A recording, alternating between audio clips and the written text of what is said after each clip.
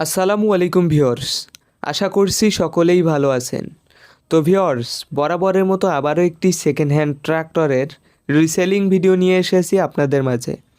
তো ভিডিও শুরু করার আগে আমাদের চ্যানেলে যারা নতুন, অবশ্যই চ্যানেলটা সাবস্ক্রাইব করে আমাদের সাথেই থাকবেন সেকেন্ড হ্যান্ড ট্রাক্টর ট্রলি রোটার ক্রয় বিক্রয় করার জন্য।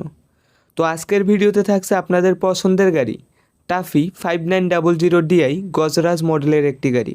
আর গাড়িটার ডেলিভারি সাল হলো 2019, মানে গাড়িটা 2019-এর মডেলের একটা গাড়ি। তো আজকের গাড়িটার বিষয়ে যদি কিছু ধারণা দেই, তো গাড়িটা বর্তমানে রানিং আছে মাত্র 4400 ঘন্টার মতো।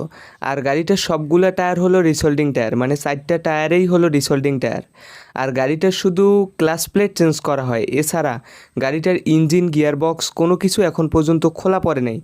আর গাড়িটার কালার কন্ডিশন আপনারা দেখতেই পাচ্ছেন, গাড়িটার কালার কন্ডিশন থেকে শুরু করে বন্নাট মাঠঘাট সব কিছু একেবারে ফ্রেশ আছে। আর গাড়িটা যেমন আছে এই অবস্থায় দাম চাওয়া হচ্ছে রোটার সহ 7,50,000 টাকা। অবশ্যই দামাদামির অপশন আছে। আর গাড়িটা সরাসরি দেখতে হলে আসতে হবে পাবনা সদর।